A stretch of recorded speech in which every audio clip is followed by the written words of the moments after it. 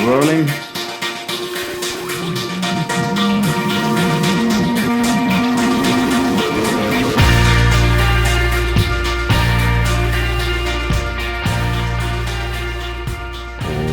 Welcome back for another episode of the Catch the Sky podcast. This is your host, Sweet Tea, and with me this week is Dick Francisco. Hi, Dick. Hello. Hi, Sweet Tea. So this week you wanted to talk about insecurities, correct? I think we had mentioned this in the past, and the episode that we had last week was kind of a precursor for this. Yeah, it really spoke to me, T. This whole notion of fears and letting fear kind of dictate and, override. So, yeah, and I wanted to talk about insecurities because ain't that where insecurities come from, is when we're afraid of something? I think so. Yeah, that's kind of what I was getting at, and was hoping that our listeners might be able to take away from having these episodes back to back, is that a lot of these insecurities are due to a fear of something. So, yeah, and we all have them, right? I think it'd be some bullshit if I said, I don't have insecurities. I'm just here to tell you how to not have them. No way. We all have them, right? Oh, yeah.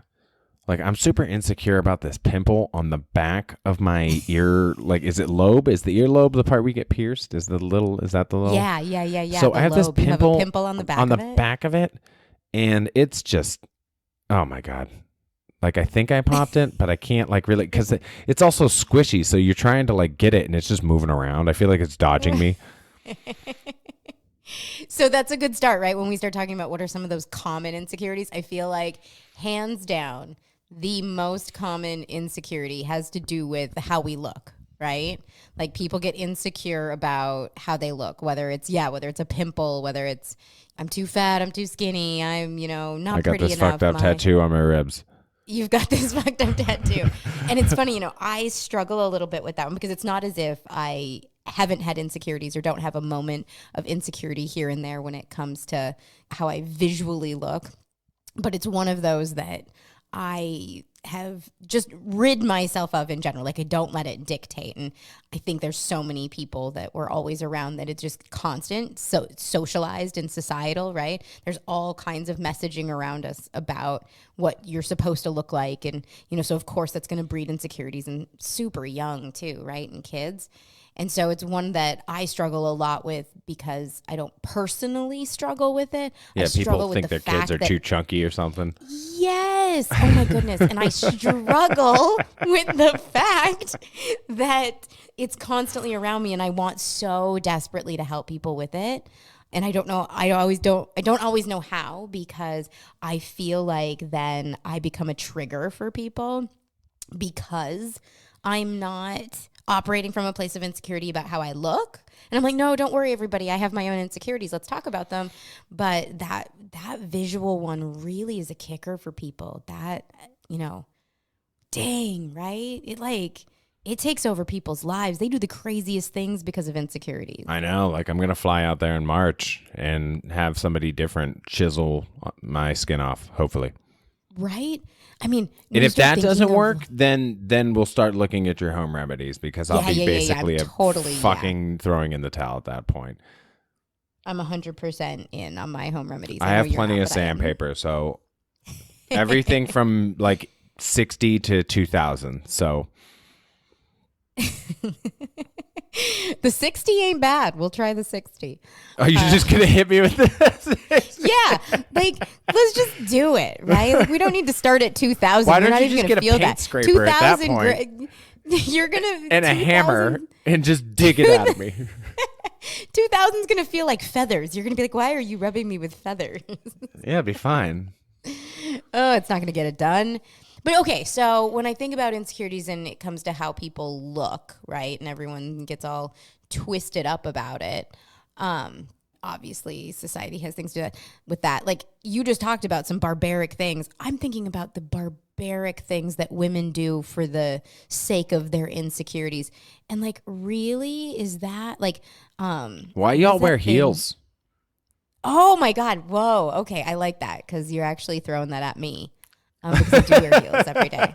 You didn't even mean to throw that at me, I don't think, but I would took it. I've seen it. I've seen I've seen it. And it's so, but here's my whole thing. And you're right. I can't say that wearing heels is the most health conscious decision I could make for my feet per se. God. What I will say is that I will never put on an uncomfortable heel. That is something that's really important to me. I will not wear a shoe that's not comfortable. And if it's not comfortable, I take it off.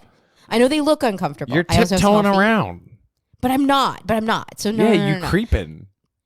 Here's what I'll say though, is you're right.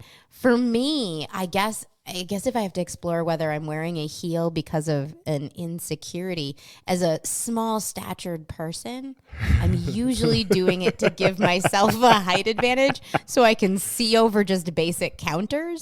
That's usually why I'm doing it. But I'm also not, so I don't have an insecurity or a self-consciousness about not wearing a heel either, right? Like if I take my heels off, I'm not concerned about I run around in a giraffe costume, T. You know that I'm not worried about what I look like. Jeez. Right. But I think about those things that you're right, though. Heels being one of them, like really terrible footwear that women will wear an uncomfortable shoe all day to look better, right? They will let people do things to their body like that. What is that thing where they stab your face with a bunch of needles and your face bleeds? Microdermabrasion, I think maybe is what they call it. And it's supposed to eventually make your skin look better. What is that? I think. Hey, how about just eat a healthy diet? I think the people that are certified to do that are the same ones that skin me alive. Mm-hmm. I'm pretty sure that they're the same places. Remember? They do. Yes. Yeah. They do brows and tattoo removal. Right? I heard a chick the other day talk about how she had, and you can't tell when you look at her because the hair on her eyebrow has grown in, but her eyebrows are tattooed on underneath it to make them look fuller. Yep. And I'm like, what? I know peeps that do that. And why are we doing this though? And I'm like, man, why are we so insecure about how we already look? Now I understand why bitches were so into my brows.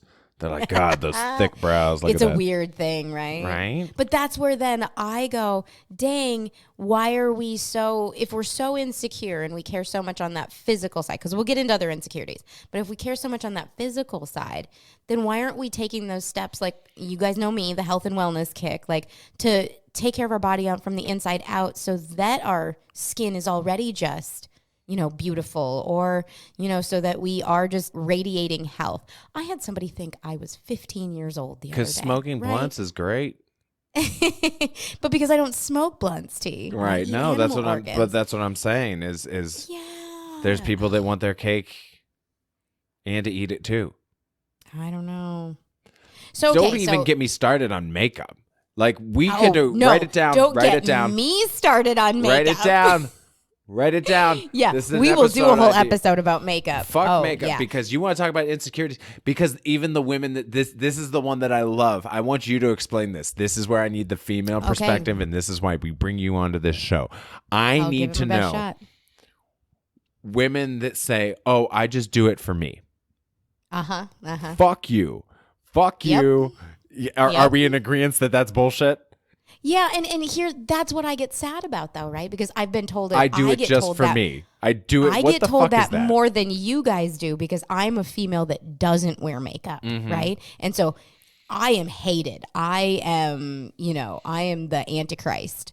And so because I walk into a room, I get told I look 15 years old. I get told I'm pretty, and I don't wear makeup, right? Yeah. Because my morning routine takes 10 minutes. Yeah. And that's including the shower. Right. And so I'm like, whoa, what, people? And so I walk right into it every time. And this is why I wanted to talk about insecurities, is because I want to help people with them. But I'm the Antichrist, especially with women, because they're threatened by that. And I don't want that to be the case. But as a non-makeup wearer, I've asked the question too. And I'm like, no, why do you feel like you need to do that? And they will always tell me that. Well, I do it for me because it makes me feel better. And I'm like, well, then let's talk about why you don't feel good about you. Yeah, that's what I'm saying. And that's the core of the problem. And then when you right? start asking that, they'll point to like, well, I don't think I'm as fit as other people, or I don't think I'm in, And so it all comes back to that comparison. Exactly. That's what I'm saying. And then I'm just like, so you are doing it for the Yeah, you're totally doing it for other people. Versus this concept of like being as comfortable and honest and desirable of ourselves, right? But I think also society kind of teaches us not to do that. Like, I mean, we live in this, I guess, Anglo-Saxon, Christian society where we're supposed to be shamed for all kinds of things. And I think some of it is also like, for me to be able to say, like, I feel good and I feel like I look good and I'm okay with that. And if I don't, I'm going to fix that from the inside out because I'm going to take care of myself versus cover it up. Because I'm gonna shove a hot needle into my earlobe, like and deal with it from the inside out. Okay, so as a man though, with the whole makeup thing, and I know we can do a whole episode on that, but just riddle me this: is it like, what is it like to have to wake up next to someone that didn't look like that when you laid down? Right? It's so bizarre. What is that? Is it weird? It's got to be weird, right? Yeah, I'm just like, what the, like, I mean, if it's somebody that you get to know over a course of time, you get used to it, right? You know what the transformation is going to bring. It's like a werewolf. Stop. But like, no, seriously, I know. It's the craziest thing to me. So, okay, so let's talk about that then. That's another good segue into one of the other major insecurities, where insecurities come from. And that's, when it comes to relationships, right? Because of those insecurities about people's bodies, then it really can play out into insecurities in relationships. So people feeling insecure about themselves physically or their capacity, whether it's, sexually or intimately, seems to be where I see so many insecurities play out that kill relationships between people because they're constantly worried about other people being better than them. Yeah, they want to be the most desirable partner for whoever they're with. Is that possible though? Because doesn't that change? So this is why ever fluid. Yes, and this is what I've tried to convey to people in my personal life recently, is that this is why I don't want to get married, is because I don't want to get, say, 5-10 years into a relationship, if it were to even get that far. Say I'm with somebody 20 years, say we have kids, whatever. Say we raise kids, and then after that they feel like they want to move on to something else. And I want to try to be the partner that is open and available to that. I think for me, I would hope that it would be mostly a physical experience and that they wouldn't just want to abandon our relationship completely. Sure. From that perspective. So I guess there's some insecurities in that regard, as well as being the most emotionally desirable partner. Yeah, I think, it's another one of those, personally, I feel like socialized things that we're taught. And I know we've talked about it in the past, or at least I know I've brought it up, that concept of monogamy and being possessed by someone else, and kind of that ownership thing that happens, and why we're driven to, be that one and only kind of concept with another person. And I've shared on this show, obviously, that I don't subscribe to that. And the only reason I don't is because I know it's not a reality for me. And so it would be disingenuous of me to say that I believe I can operate as a human being that way, because I know that I don't, and I make the choice not to. It's a conscious decision not to operate that way, to be true to myself. And so what that means then is that, so think about that in a relationship, right? In a relationship, that you come in a relationship with that, and how many insecurities can you create? Most people will run away right away. Like, you don't even have a shot to be my one and only, right? And it's not that you don't have a shot at it. It's more the like, are you comfortable knowing that the relationship that I'm going to create with you is going to be exclusive to me and you, but that I also can have exclusive relationships with other people. And are you able to overcome insecurities about needing to be the one? And not everybody can. Not everyone's prepared to do that emotionally. Yeah. So I think maybe that's more what I was getting at, is if these relationships can exist simultaneously or parallel to one another. Yeah. That's where I would like to exist. I wouldn't. Yeah. So I would like to have that openness to say, hey, if there's something else that you want to explore at this point in time, then go explore it. But we're still going to be doing our thing as well.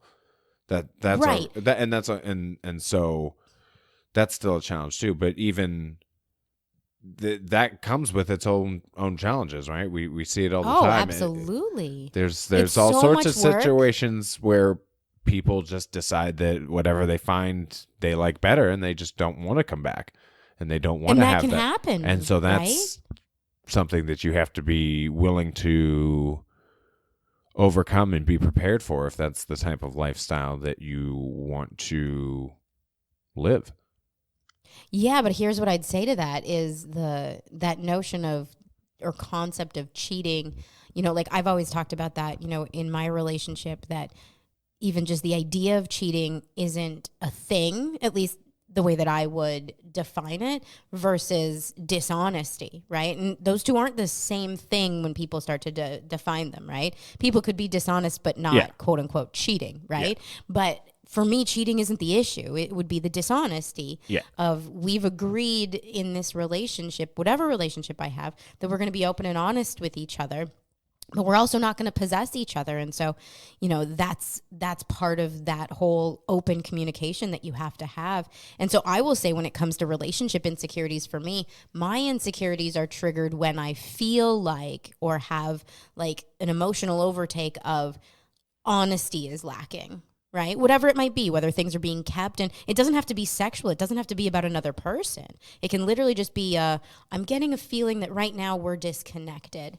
And so as somebody who's willing to invest in other people, and I do invest in other people, it is so important to me that I can invest first and foremost in my primary relationship and be capable of investing out. And if at any point that's waning in my primary relationship, then I need to come back to that and say, do I still want to do this? And be honest about it, or why is it waning there? But like that replacement thing, and I think that's what you're talking about. That's where my insecurities get played out, is am I being replaced by someone else? And if I am, that's okay. We just have to be honest about it, and then we have to move on. Right. Or we have to come back to the table and say, I can totally and say, relate to this situation, Right. Yeah, you can totally relate, right? Yeah, right? Yeah, for sure. But like, if you're able to, and not everyone is, but if you're able to invest and meet me here and be able to invest in other people, great. That's the ultimate life to me. That's where I'm at my best, is I have so much love to give and so much to offer to so many people. But if I'm not able to also meet you, here in my primary relationship and do that, well, then we have to resolve that. Right. So yeah, but that would be for me, like that whole how I look, whatever. I love being naked, so I'm not worried about that. But when it comes to insecurities in a relationship, yeah, that's where I'm like, wait a minute, am I investing and you're not? Then I have a problem. Right.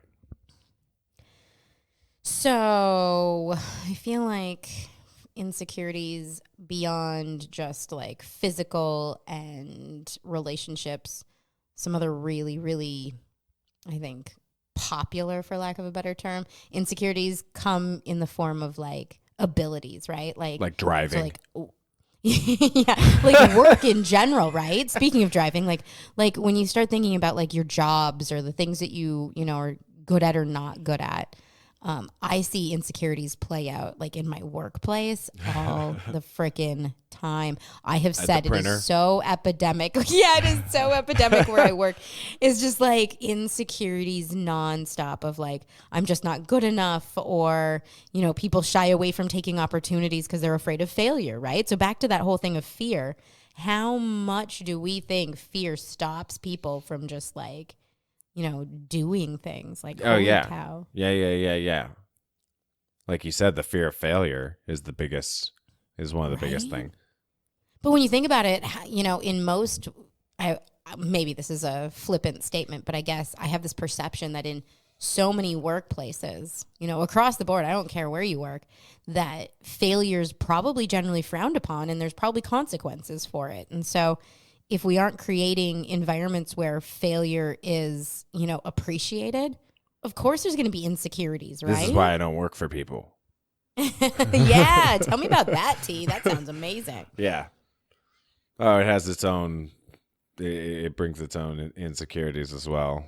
Obviously, it's much more lonesome. But yeah, I don't have to deal with any of that. I don't have to deal with being shamed for not doing the right thing, or not dressing a certain way, or not cutting my hair a certain way, or not doing things the way that somebody else would want them to be done. Is the goal getting accomplished? Is the task getting done? Is it getting done safely? And am I breaking any rules? Yes, and no. Then fuck off. Like, seriously. Like, don't Right. like. Yeah, I think I know we wanted to talk about those opportunity costs to insecurities and the things that we all miss out on because we let our insecurities get the best of us. And I will say, like, for me, it was something that was a really big deal as I, kind of matured in my own work environment to stop being so insecure about whether I could do something or not and just take the risk and accept the fear and like realize even when I did fail, the sky didn't fall and I didn't get fired. I know some people do, so I'm super sorry for people who get fired when they fail. That's got to be they did terrible get fired. Situation. Yeah. Shit. Sorry to the people that did. But, to really be able to overcome those insecurities and really realize like I always struggled with, we would call it, God, what is it called? Oh, imposter syndrome. Okay, let me start that one over. I used to always struggle with imposter syndrome in the workplace, which was that idea that what I'm doing as a job, I'm not actually qualified to be doing. And everyone's listening to me and I'm making decisions and people are following my lead. And I'm over here going, I am so not qualified to be doing this. And it could really, really, eat at me and take me down for periods of time, like from a depressive state of just. See, I was the total opposite. I'm like, God, why am I fucking stuck down here at the bottom? I'm like, I am way more qualified to be doing and making these decisions than the fucking assholes that are. See, I love that, right? And I have never really operated from that place. Don't get me wrong. I have my moments where I'm like, get out of my way, you idiots. But it's always been that concept of imposter syndrome. Like the whole me getting fired from my previous job thing. Like, yeah, what I was saying was common sense here, people. And y'all are going to get a bunch of people killed. And they did. I'm like, it's not fucking rocket science. But y'all want to fucking beat off. Okay, so this is a question I have for you. Do you feel like there's such thing as being too confident? Well, and not that you were in that situation. So there's a word for that, right? There's cocky, right? Yeah. But is being cocky, is there such a thing as being too cocky? I guess if you can't back it up to the audience that you're being cocky to, right, then you just look like an asshole. Yeah, and I would say that you're being too cocky. But like, if you're running your mouth and you're the best in the room at what you're running your mouth about, then is anybody there qualified to say otherwise? Yeah, I agree with you. And I think that's another thing that we do in this society. So when we talk about why insecurities are epidemic, I think we also have this perception or put this shame on people that being able to say that you're confident. Like we all talk about, oh, we should be confident. I want you to be more confident. Girls should be more confident. Boys should be more confident. And at the same time, when we exude confidence or we actually have real instilled confidence, we also, there's that fine line of are you being confident or are we going to now shit on you because you're being too confident and now you're cocky? And don't get me wrong, there are people who are 100% cocky and that's not actual confidence. But really those insecurities can be squashed with an increase in confidence when you feel capable, when you feel confident in what you are able to do. And it comes from the inside out. I always say that. We don't really actually, as a society, support that, I don't think. It's so superficial when we say it. But when you see confident people, we're immediately supposed to look at them like they're cocky or they're arrogant or they don't know any better. And, Yeah, I'm just an asshole. You're an asshole, basically. Yeah, right?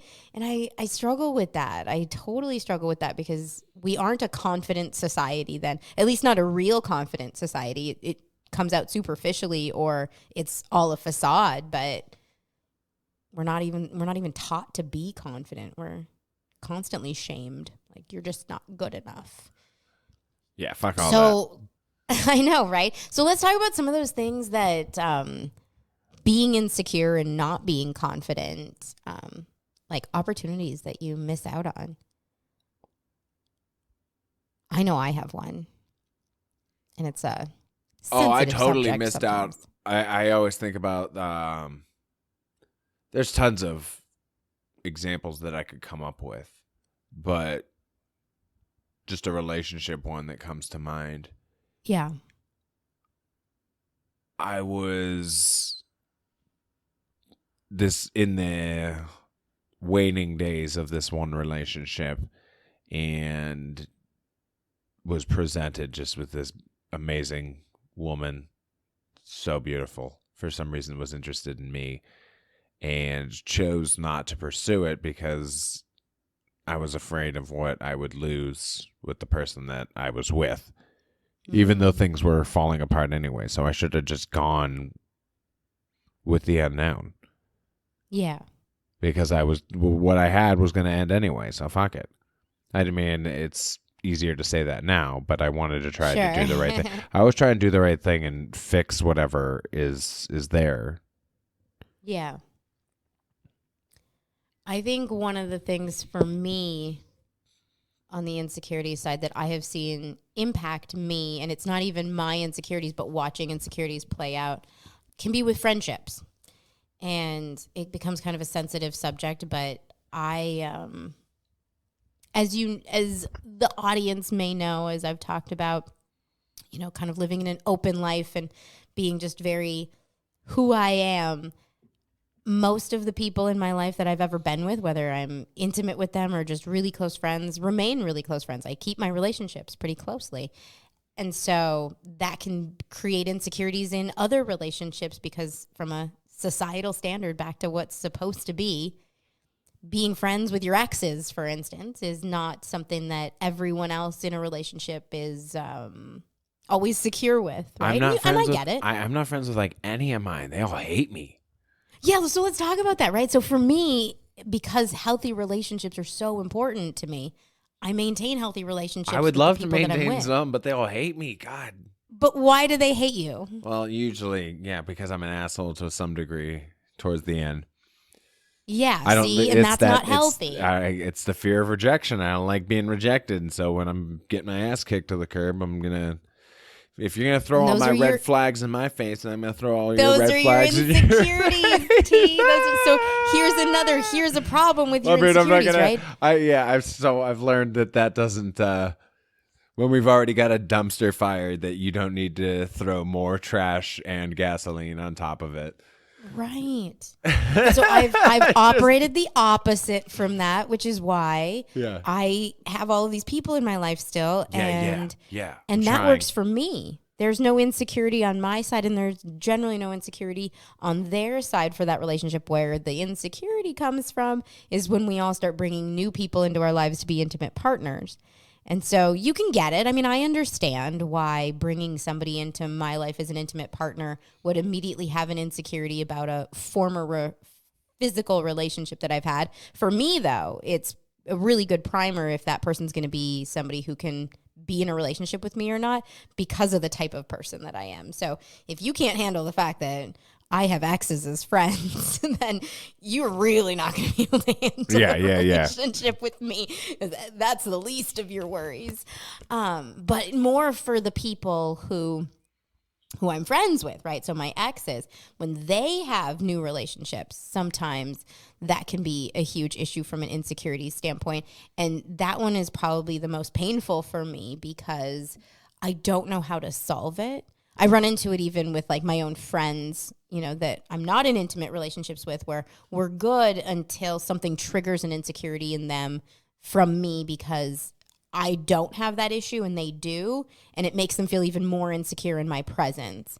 And I'm really, really struggling with that because I'm trying to figure out how to help those people. And maybe I'm not the one who can, but I really wish it wasn't a thing because it's the reason I wanted to talk about insecurities, because I really need some help, T, on how do I guess we got to people? convey to some people that just because you wanted to fuck at one point doesn't mean you want to fuck now. And like, definitely don't want to fuck now. so that's where, yeah. And so that's something that I could try and deal with at one point or another. Try to how do we help accept. people be more confident in themselves? Because so far, every time I run into this situation, it's not actually about me. It's about someone else feeling a lack of confidence in themselves. Because if they're confident in themselves or they're not insecure, then they're not even worried about me. Well, I think they think that, or maybe they're not confident that you're not gonna bone. But even if I was ill-intended, even if I was, Right. doesn't the confidence come from them and the relationship that they have? I the mean, it partnership? should. Right. And that's where I'm trying to figure out, how do I help people be more confident with themselves, then be able to have a confident relationship where, regardless of me, like, because I can tell you all day long what my intent is or isn't, and I'm open and honest, but how do we help other people be confident? How do I help people in my workplace be more confident? How do I help people in my relationships be more confident? How do I help all of those girls wearing makeup be more confident? Yeah, So they don't have to keep putting that shit on their face. Right. Yeah, I would say lead by example. Right. Dang, so far that's not working. They hate me. I know, yeah, because it seems, because people are still too timid to go ahead and follow, and I don't know what else to tell you. I'm not. I wish that I had some better advice for you. So if any of our listeners have any advice, they can interact with us on Facebook or Instagram by searching for the Catch the Sky podcast. You may find Dick by searching for the Dick Francisco. You can find her on Twitter at I'm Dick Francisco. You can find me at CTS Terry. And let us know, because I would say lead by example, because that's it's.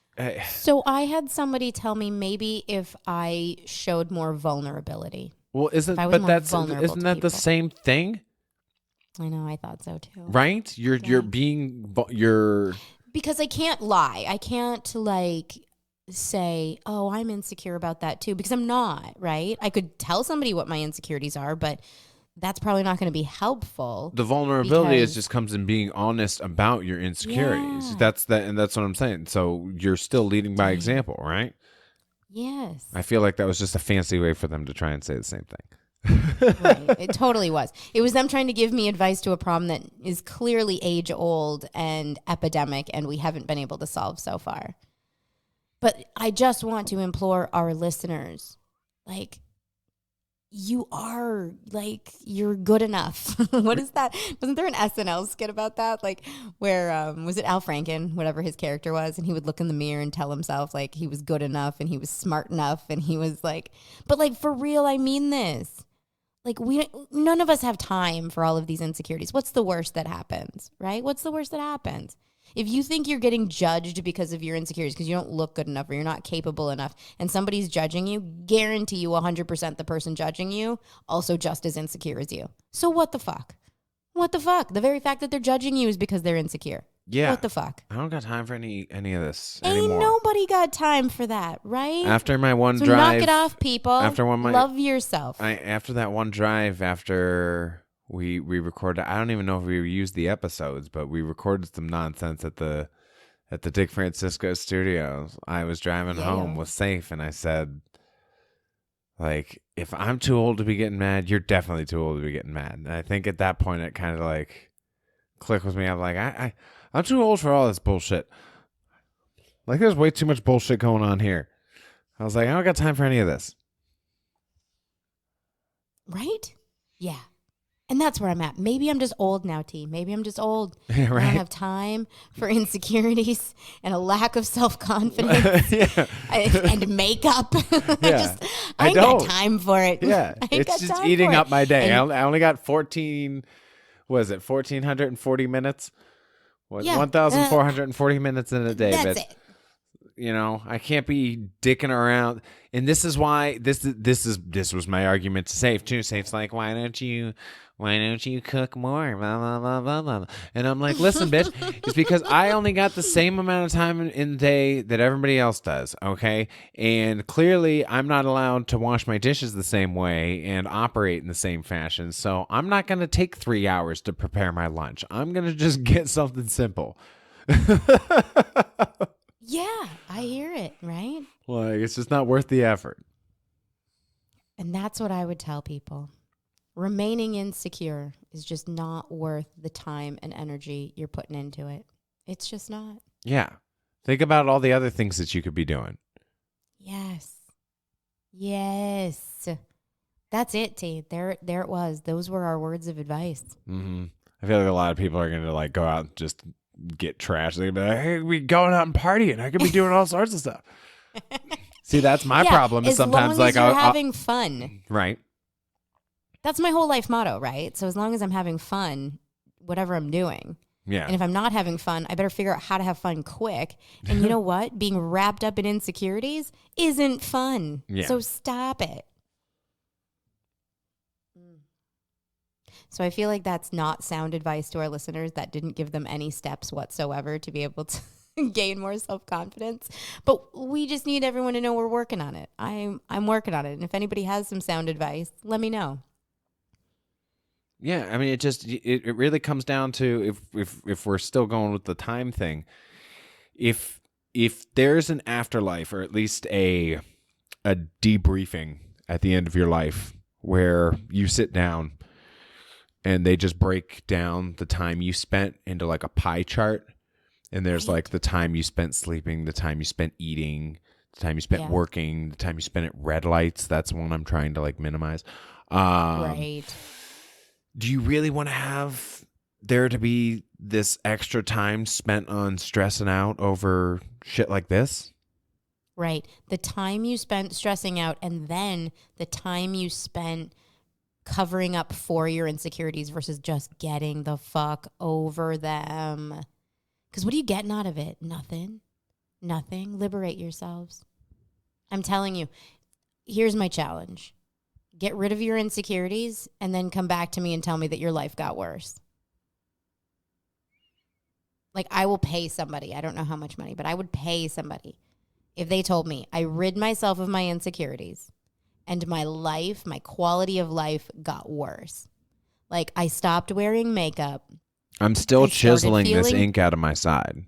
I started feeling better about myself. I'm living my best life. Because that's not now that something I'm not worried about myself. Insecurities.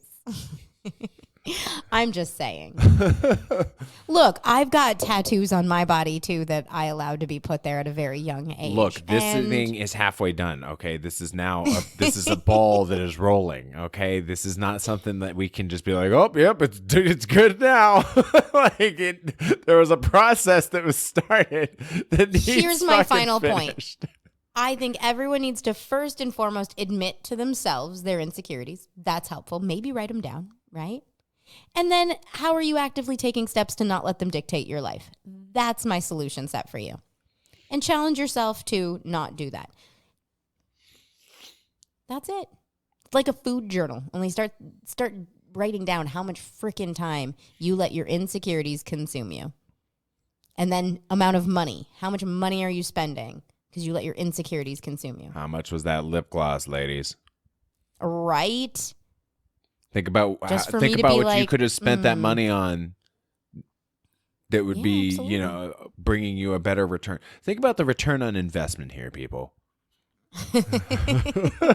Right. We are going to do that episode about gambling, and let me tell you. You could have so much more money for gambling if you weren't wearing all that lip gloss. Yes. Just saying. Exactly.